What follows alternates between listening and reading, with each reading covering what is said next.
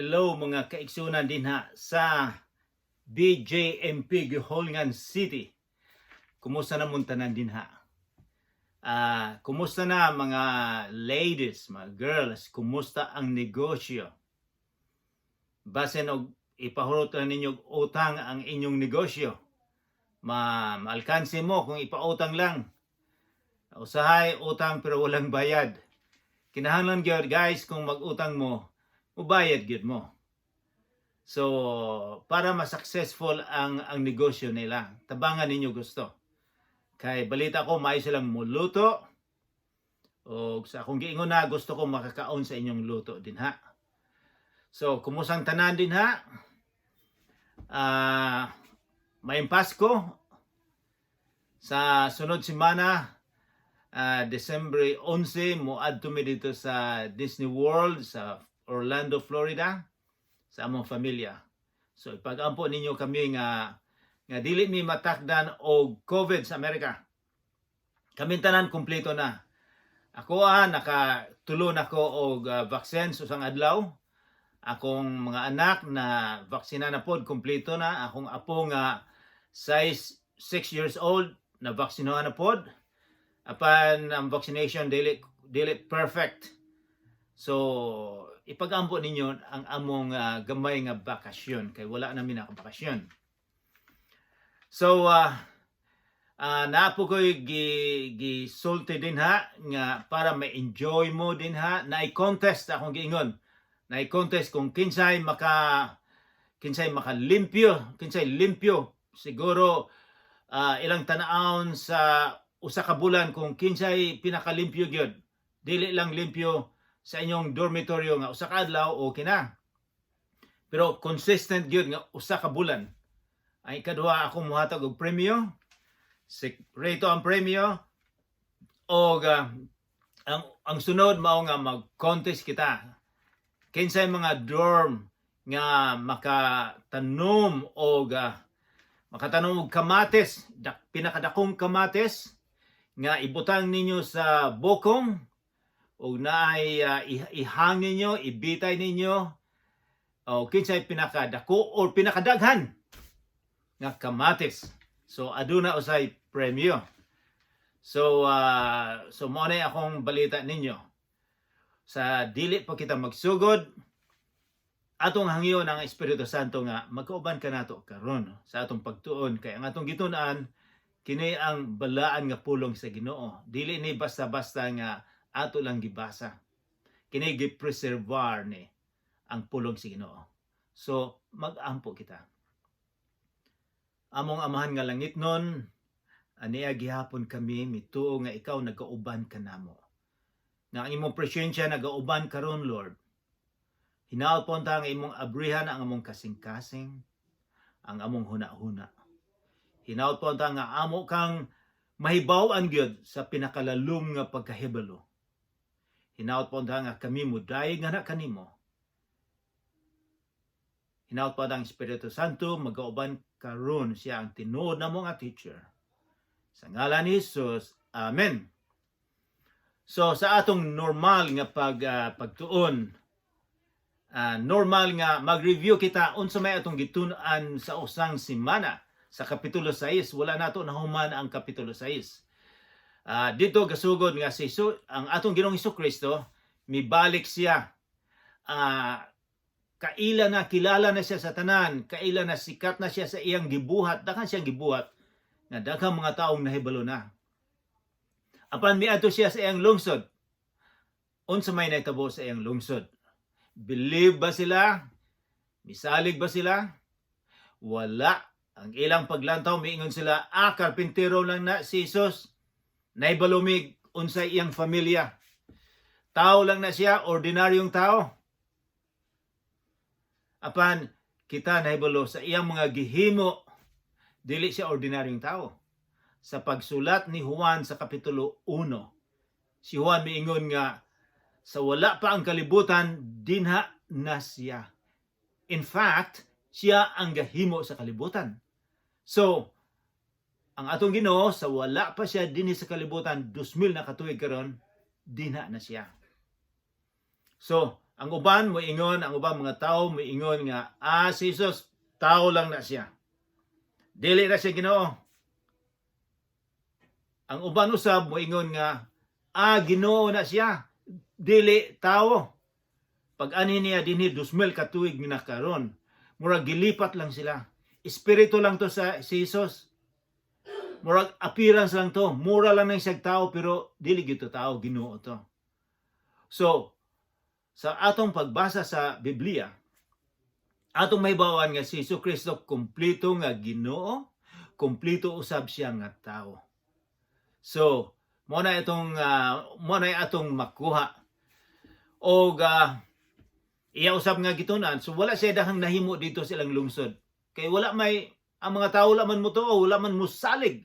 So wala po'y nahimo ang atong Ginoo, wala siya mahimo.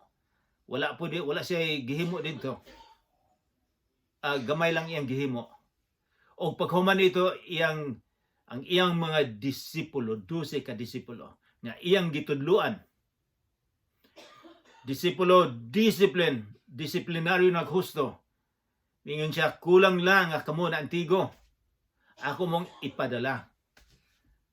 Ang Grego nga pulong mao ang apostol na sila. Nga gitrain sila na antigo og sila gipadala. So ikaw ako usab. Nakatuon kita sa Biblia na, nakatuon kita sa Juan, og nagtuon kita karon sa Marcos. Kita usab makahimo usab kita nga kita mag-evangelize, nga kita atong sultian ang uban. Dili lang nga kita na antigo sa libro nga Juan sa Bible, kundi ato gining isulti usab sa uban. Dili nga mang-converter kamo sa relihiyon. Kay ang atong intention, ang akong intention dili mang-converter, wala ko'y makuha. Kundi nga sila musalig og mutuo sa atong Ginoong Jesucristo. So mo to'y gihimo nila nga nag-evangelize sila. Tagduha-duha lang sila. So karon ato nang i-continue ang atong pagtuon.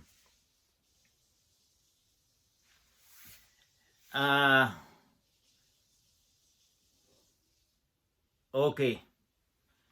Muadto kita sa kapitulo 6, versikulo 14. Di na ta magsugod. Ang title niini mao nga ang pagkamatay ni Juan nga magbubunyag.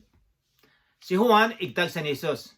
Si Juan nga magbubunyag, nahibalo kita nga siya ang nagbunyag ni Jesus dito sa tubig sa Jordan. Siya usab nagsermon nga kinahanglan ang tao maghinulsol sa ilang sala. Imagine, huna-hunaan ninyo na kining iyang giingnan, mga relihiyoso ni sila. Sobra pa ni kareliyoso kay sa imuha o sa ako Apan unsa may sulti ni Juan, kinahanglan maghinulsol sila sa ilang mga sala.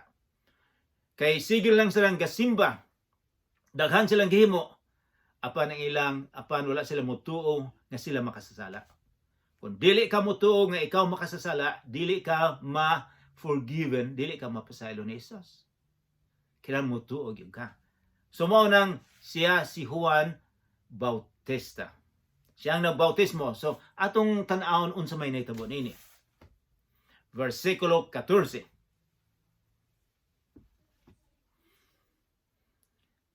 Si Hari Herodes nakadungog ni ining tanan. Ano unsa may tanan?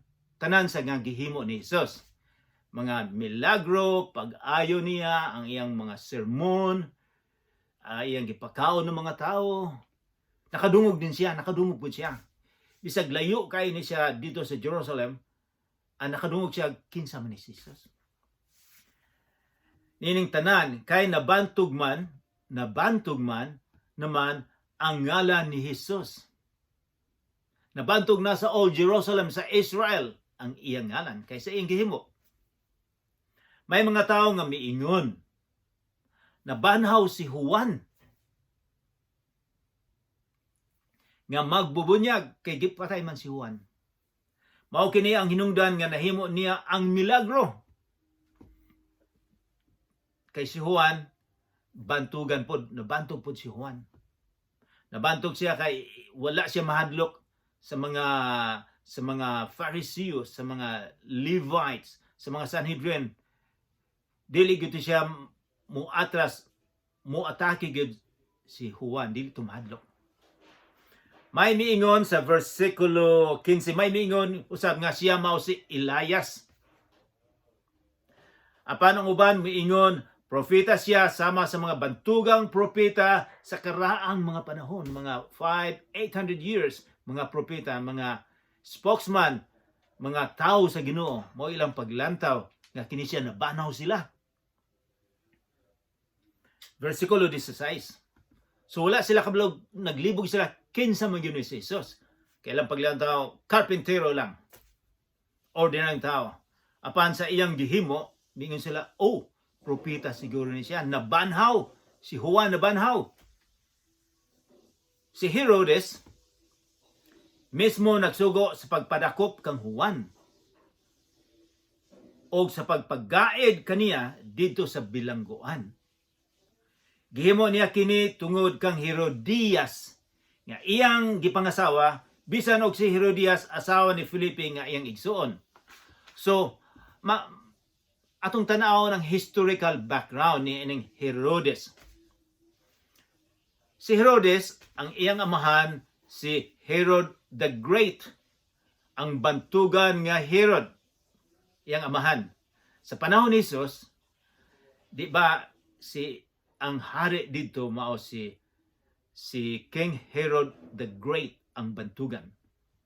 Iyang gipamatay ang mga bata kay nahadlok siya nga ang iyang gahom ang iyang paghahari kuhaon kay miingon mga naay hari nga mo mataw. Wala siya kabalog kinsalan apan gipamatay niya.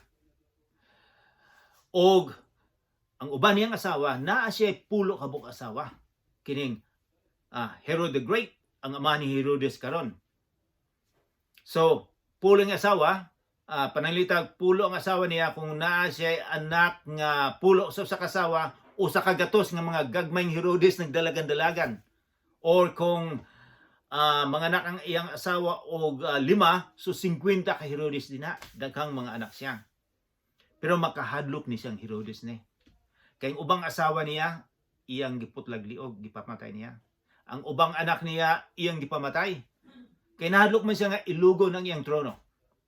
Suspitsado siya. Ang Sanhedrin, nga 72 ka mga kongresista, iyang gipamatay. Kay wala man mutuon niya. Wala man musunod. So, naigiingon sa unang panahon, nga mas safety pa, mas maayo pa nga mahimong mas maayo pa ang mga baboy kay dili pa matyon kaysa mga tao. So mas safety pa sigurado ang mga baboy pa. Kay kung duol ka ni Herodes kanang Herod the Great, goodbye ka. So mao toy amahan nila. So si Herodes, Haring Herodes, nay anak nga ang ngalan si Herodes pod. Sa ikaupat niya nga asawa, Herod. Ang asawa niya, iyang gi-divorce. So, karong panahon ang anak ni Herod the Great maunay hari na po dito sa upat ka party sa Israel. Siyang haring gangis. O hay naman taron. So, nag-asawa siya. Daghan siyang asawa po, pero i-divorce niyang asawa niya. Iyang giasawa ang asawa sa iyang igsoon. Ang ngalan si Herodias.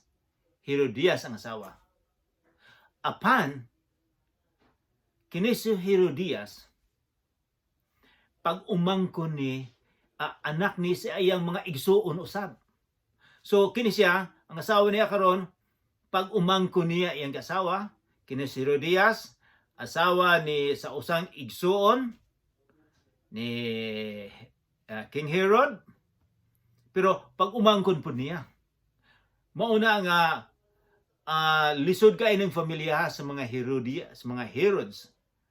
Mauna nga si Juan iyag yung gisermon, wala si mahadlok sa hari. Nga kanang imong gihimo Herodes, dili na may supak na sa tumbalaod. Kay gikuha nimong asawa sa igsoon nimo, o ang asawa niya pag umangkon pa nimo. So iyaning gisermon sa tibuok Israel nasuko. Iyang gipapriso apan dako siya pagdispitar. Ang iyang asawa gusto gyud nga patyon. Kay nabulgar man, kay gipakaulawan man sila. Huna-huna, imagine, ikaw ang hari, prinsesa, queen, patas naay usa ka pastor nga ebanghelista nga imo gipakaulawan ka. So gibilanggo na lang. So mao nay nitabo, mao nay istorya diri. Okay, versikulo 18. Unsa may nitabo ani? Kay si Juan nagsige man gud og badlong kang Herodes. Dili matarong nga makigpuyo ka sa asawa sa imong igsuon. Una-una, usa ka hari, imong ingnon. Ikaw, usa ka lang ka tawo nga ordinaryo.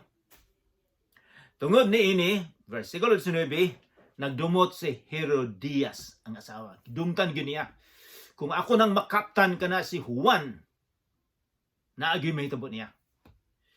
Tungod ni ini, nagdumot si Herodias kang Juan, og naninguha sa pagpatay kaniya. Apan wala siya ay makahimo niini kay wala man siya tuguton ni Herodes. Sang iyang bana dili gustong ipapatay kay nagdispita pod. Nahadlok si Herodes kang Juan. Kay nasayod man siya nga si Juan maayo og balaan, holy man. Naibalo siya nga kini siya posible nga sinugo sa Ginoo.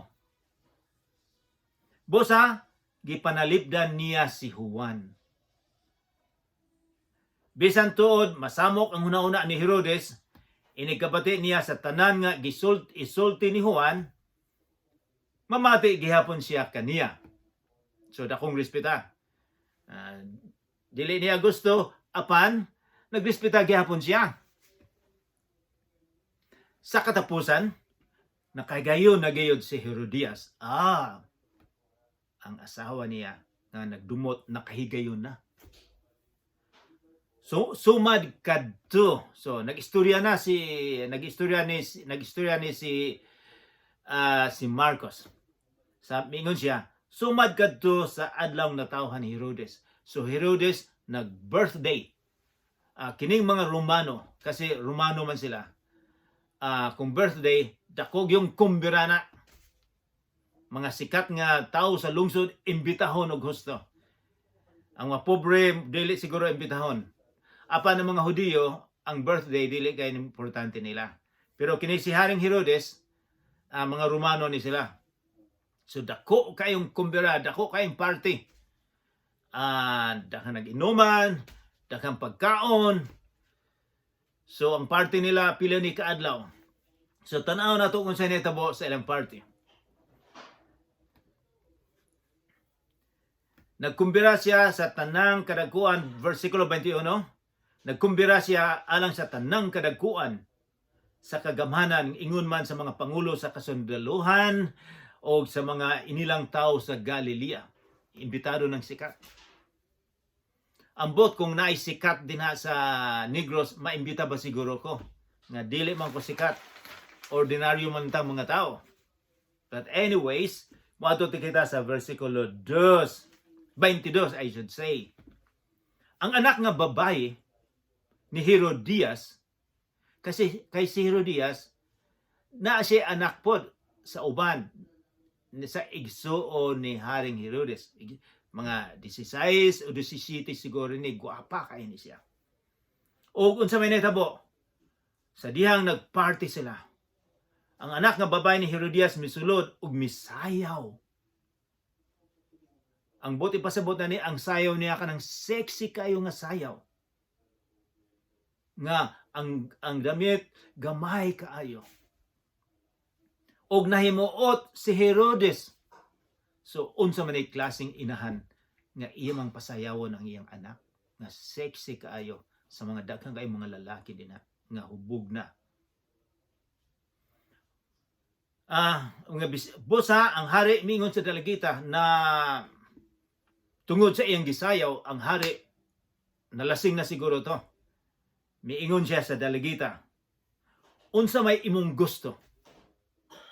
Pag human sa sayaw, miingon siya, believe siya kaayo, daghang miklap, maayong musayaw. Ang hari usab miingon, iyang gipatawag kining dalagita nga gwapa kayo nga misayaw. Miingon siya, ihatag ko kanimo ang tanan nga imong pangayoon. Bisan pag ang katunga sa akong gingharian. Nahubog na siya. Makahatag ba gyud siya gingharian nga dili man niya to? Ang gingharian gihatag man na sa mga Romano niya. So, versikulo 24. Ang dalagita wala kay balog unsa iyang pangayon.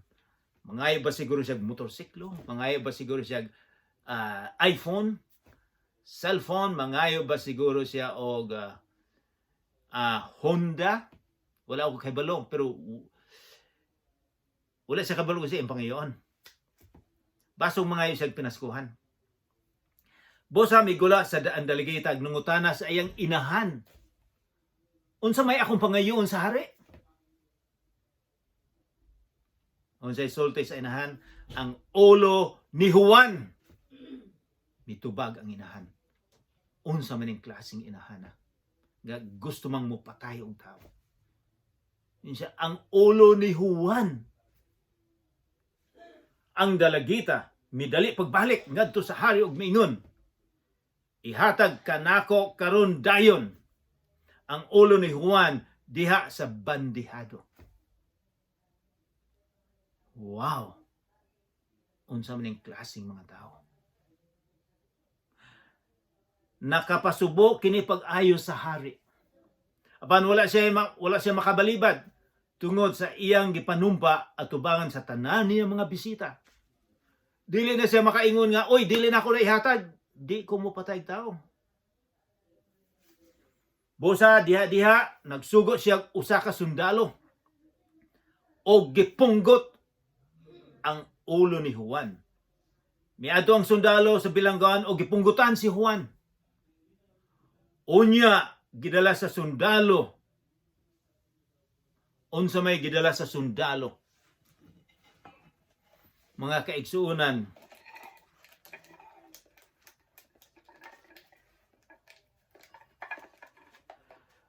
unya gidala sa sundalong ulo ni Juan, gibutang sa bandihado nga nagkadugo.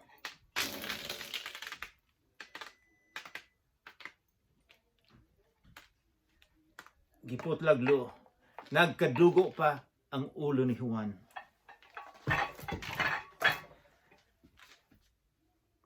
Guys, dili to tinod nga dugo ha. Food coloring lang to. Apan para magdrama tag jutay.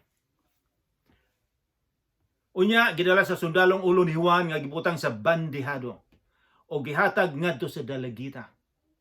Gihatag usab kini sa dalagita ngadto sa iyang inahan. Sa pagkadungog sa tinunan ni Juan mahitungod niini. Miadto sila o gikuha nila ang iyang lawas o gilubong. It is a very sad story. Nga tungod sa ambisyon, tungod kay kining bayhana na ulawan siya sa iyang gihimo. Walay Ginoo ni siya. Iyang gipapatay si Juan. Juan nga Bautista. Okay. Matuta sa versikulo 30. Namalik ang mga apostoles kang Hesus o gisugilaw nila kaniya ang tanan nilang nahimo og nagtudlo. So, mibalik na sila, kay gipadala sila pila ka adlaw, mibalik na sila, nag-report na sila og unsay balita. Nilang nahimo og nagtudlo sila. Maunay apostoles. Ikaw ako mahimo usab nga apostoles. Kung naantigo kita, kung nahibalo kita sa pulong sa Ginoo, mahimo usab kitang apostoles. Kita ang magsabwag usab sa maayong balita. 31. Daghang kaayo ang mga tawo nga nagpulig-pulig pangabot og panlakaw. Tungod ini si Jesus og iyang mga tinun-an Wala na higayon bisan gani sa pagpangaon. Daghan na kayong mga tao ang misunod ni Jesus. Busa mingon si Jesus sa iyang mga tinunan, mangadto kita sa dapit sa awaaw aron makapahulay kamo og jutay. So busy sila kayo. So miadto sila sa awaaw nga lugar. Busa na nakay sila sa usa ka sakayan og nangadto sa usa ka dapit nga awaaw. Awaaw murag ulay mga tao, usa ka lugar. Apan, so adunay pulong nga apan, versikulo 33. Daghang mga tao ang nakakita sa ilang pagbiya. Og nailhan dayon sila. Busa ang mga tao sa tanang lungsod na nagan, paingon sa dapit nga adtuan ni Hesus. Og iyang sa iyang mga tinunan og nauna pa gani sila sa pag-abot didto. Wow, daghang mga tao gyud musunod ni Hesus. Usahay karon ang election dool na sa Pilipinas. Akong makita diri sa akong makita diri nga daghang magsunod-sunod, magparade, pananglitan ang BBM, si Sara ug uban pa. Daghang mga tao ni Pacquiao ug uban pa. Guys, wala ko dili ko mingog kinsa inyong pilion ha, kay wala ko kabalo. Ang Ginoo lang mahibalo. So kung siguro si Jesus kung mulansar siya, daghang kay mga tao makadaog siya. Apan ibalik na to sa atong istorya. So daghang kay mga tao misunod ni Jesus. Sa 34, sa pagkawas ni Jesus sa sakayan, nakita niya ang dakong panon sa katawhan. Unsa ang gibati, naluoy kaayo siya kanila, kay sama man sila sa mga karniro nga walay magbalantay. So ang atong Ginoo adunay feeling na luoy siya nga kining mga tawhana relihiyoso, apan mingon si Jesus wala sila magbalantay, walay leader nila. So usay di ang pagkarelihiyoso o pagkarelihiyoso mo dili day kay importante usab. Kinahanglan na leader sa imong kasing-kasing. Nanluoy kay si Jesus kanila kay sama man sila sa mga karniro nga walay magbalantay. Gitudluan niya sila og daghang mga butang. So mo nay gusto ni Jesus nga tudluan sila. Mo nay gihimo ni Jesus. Sa pagkahapon na, giduol siya sa iyang mga tinunan og giingon, hapon na kayo karon og awaaw kining dapita. Busa padtua ang mga tao sa kasikbit ng mga balangay aron makapalit sila pagkaon. Miingon ang mga disipulo. Kanang mga tao na maghunong na kag sermon, papauli na sila para makakaon. Kay kini awaw kayo, walay chicken joy or walay unsa man na sa Pilipinas, walay McDonald diri. So papawa na sila, papaulian na sila. Apan mitubag si Jesus sa versikulo 27. Kamoy mo pakaon kanila.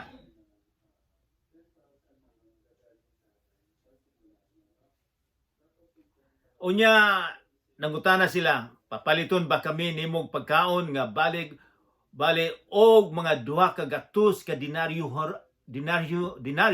aron ipakaon kanila. Minsa mahal kay dili nato kaya nga ipakaon ning daghang kay mga tao. Dini walay McDonald. So, unsa may himuon? Natingala ang mga apostoles nga naman unsa may among mahimo dinhi sa pagpakaog pila ka libo. Sa ato na nang natun-an dito sa Juan, nga dili lang 5,000 kundi apil na ang mga babae, mga 10,000 o 15,000 kalibo kini mga tao. Og miingon si Jesus kanila, versikulo 38, susihan ninyo kung pila ka buok pan ang inyong dala. Sa nasayra na kini, miingon sila kaniya, 5 ka pan og 2 ka isda. Naibalo na taan sa istorya, di ba? O niya, gisugon ni Jesus ang iyang mga tinunan nga sultihan ang mga tao sa nga magpundok-pundok o maglingkod sa lunhang mga sagbot. Bosa nagpundok-pundok ang mga tao og naglingkod sa tinag sa gatos og sa tinag sa tag 50 gid Tapok sila o sa kagatos, 50. O gikuha ni Jesus ang 5 ka pan unsa may ang gihimo. Gikuha niya ang 5 ka pan ug ang 2 ka isda. Og mihangad siya, nagpasalamat siya sa Amahan. Kamo din na kung mangaon mo, magpasalamat ba mo? Nagpasalamat siya sa langit o nagpasalamat sa Dios. O niya, iyang gipikas-pikas ang mga pan o gihatag sa iyang mga tinunan aron iapod-apod ngadto sa mga tao. Iya usab nga gibahin-bahin ang mga isda alang kanilang tanan. Sumo na gihimo ni Jesus. Naibaluwa mo ang ubang nangaon og nangabusog ang tanan. Versikulo 43, og ang nasalen og pan og sa isda gihipo sa mga tinunan og nakapuno kinig napulog 2 ka bukag. Huna-huna ha. Sa jutay nga pan tinapay nahimong ang sobra pila ka bukag. Napulog 2. Sa tanan nga nangaon sa pan 5,000 ang mga lalaki. So sa unang panahon, sa ilang panahon ron dili kay importante ang mga bata o mga babae. Dili na ipon.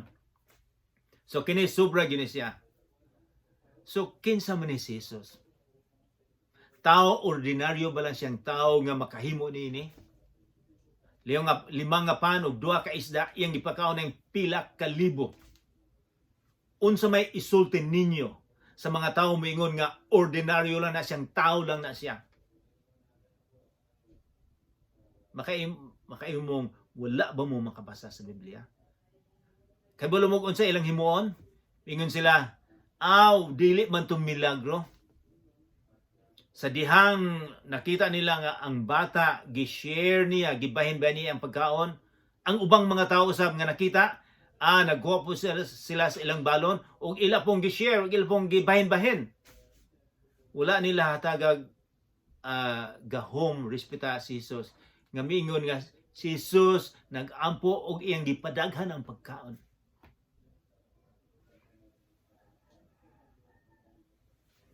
Naglakaw si Jesus sa dagat. Versikulo 45, unya gipasakay dayon ni Jesus ang iyang mga tinunan sa sakayan. Gipauna niya sila ngadto sa Bethsaida sa tabok sa lanaw samtang gipapauli niya ang mga tao. So gipauna niya ang mga disipulo niya, gipasakay niya ang mga tao nga busog na, mingon siya pauli na mo kay gabi na. Tapos siya nakapamilit kanila mitunga si Jesus sa bukid sa usa ka bungtod aron sa pag-ampo. So aduna gyud communication si Jesus og ang iyang amahan.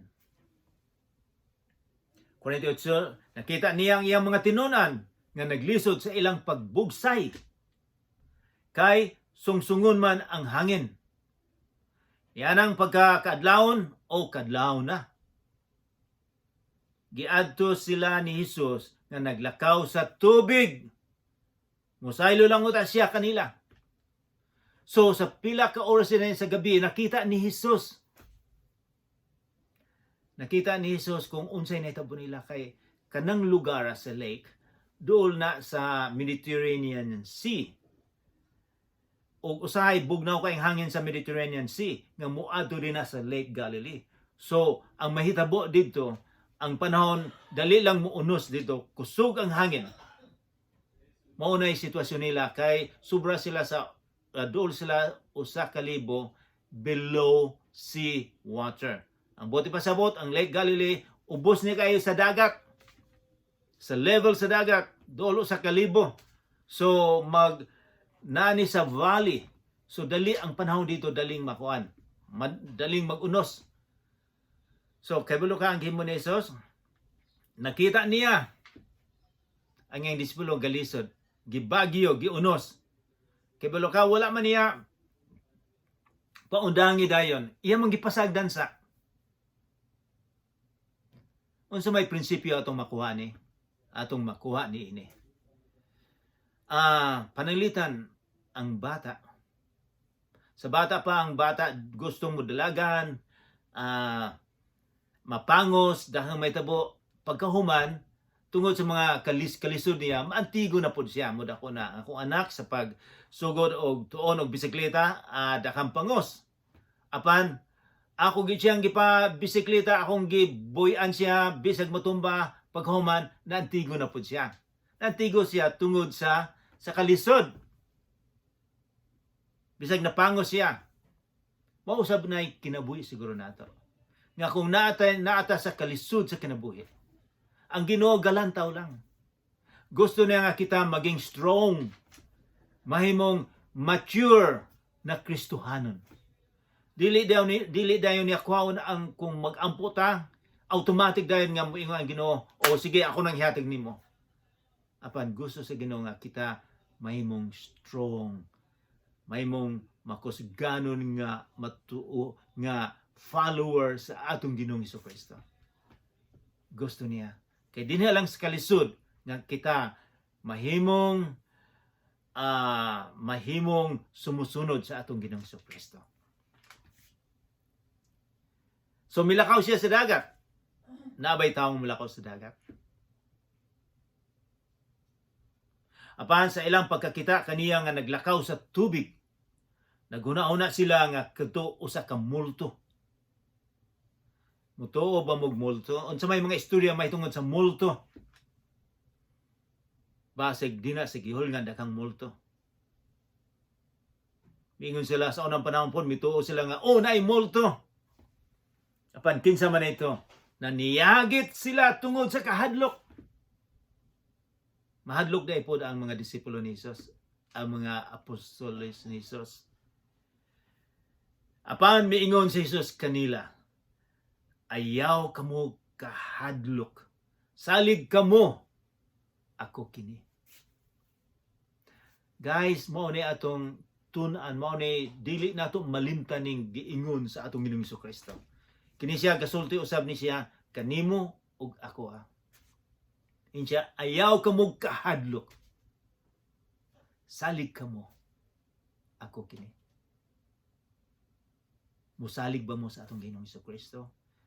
Si Hesukristo mipasalig nga ayaw mo kahadlok. Bisag unsay may tabo ninyo din na ayaw ko mo kahadlok. Musalig lang kita sa atong Ginoong Hesukristo. Naibalo ako kung unsa kalisod ang kinabuhi ninyo din ha. Layo kamo sa inyong pamilya. Layo kamo sa inyong pamilya. Na-miss ninyo inyong asawa, inyong mga anak. Salig lang mo sa atong Ginoo. Versikulo 51, unya misakay siya sa kayan uban kanila ug milurang ang hangin. Huna-huna ang hangin mihunong dayon.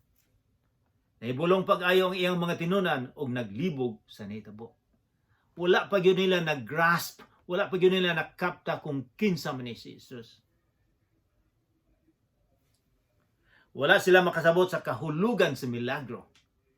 Milagro sa pan og ang ilang mga hunahuna wala gayud makatungkad ni adto.